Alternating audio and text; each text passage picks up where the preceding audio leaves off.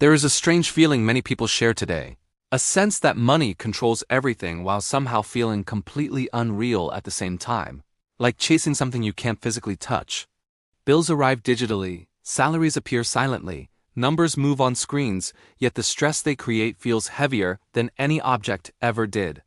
This feeling didn't always exist, and it didn't happen by accident. For most of human history, money had weight, texture, and sound, and that physical presence shaped how people respected it, feared it, and limited their desires. Ancient traders felt money in their palms before they felt it in their thoughts, and that mattered more than we realize today.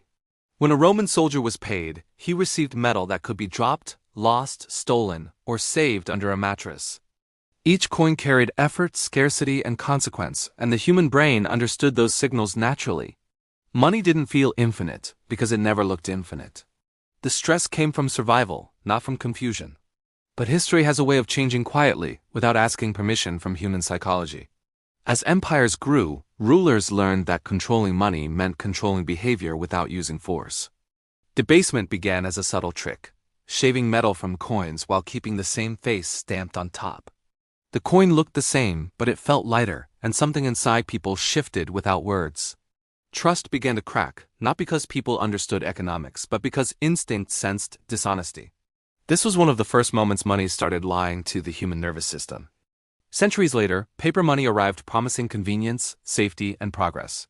Paper had no weight, no inherent value, yet demanded the same emotional obedience as gold. People accepted it slowly, not because it made sense, but because authority told them to.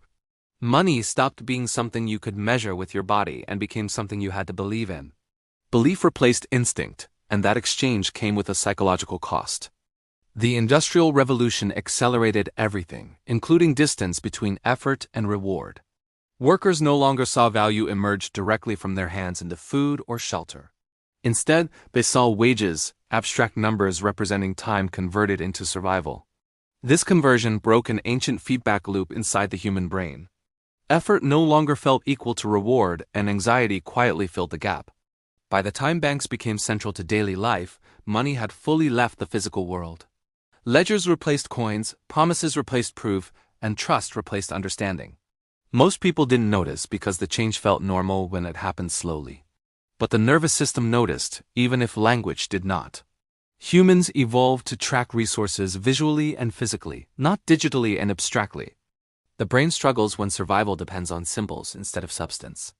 Numbers on a screen don't trigger the same caution as food in a basket. This mismatch creates overwork, overspending, and constant unease. Modern money can grow infinitely in theory, while human energy cannot. That imbalance creates quiet exhaustion rather than loud poverty. Credit cards completed the transformation by removing pain from spending. No exchange, no pause, no physical loss, only delayed consequence. The brain registers reward instantly, but danger arrives later, disconnected from the action. This delay confuses responsibility and feeds stress. Digital money made everything faster except understanding. Today, money moves at the speed of light while human meaning moves slowly. Algorithms trade billions while individuals question their worth over monthly balances. This gap isn't personal failure, it's historical design. Systems evolved faster than psychology could adapt. The result is a constant sense of being behind, even when nothing is visibly wrong. People feel poor without being poor, anxious without immediate threat. The stress feels vague because the cause is invisible. Ancient fear was tied to hunger, cold, and invasion. Modern fear is tied to numbers that never stop changing. Money no longer signals survival clearly, it signals comparison. Comparison didn't exist when money was local and limited. Today, everyone competes with invisible lives and global standards. This turns money into an emotional scoreboard rather than a survival tool. The brain wasn't built for endless financial awareness. Notifications replaced silence, and silence once meant safety. Even rest feels expensive now. The idea of enough disappeared when money stopped feeling real. Without physical limits, desire has no natural ending.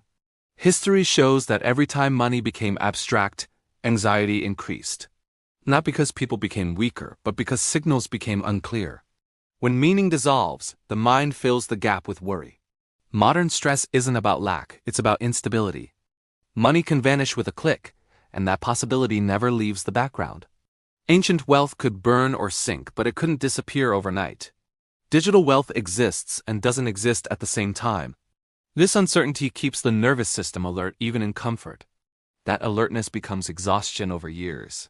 People blame themselves for a feeling history created. The system doesn't scream, it hums quietly.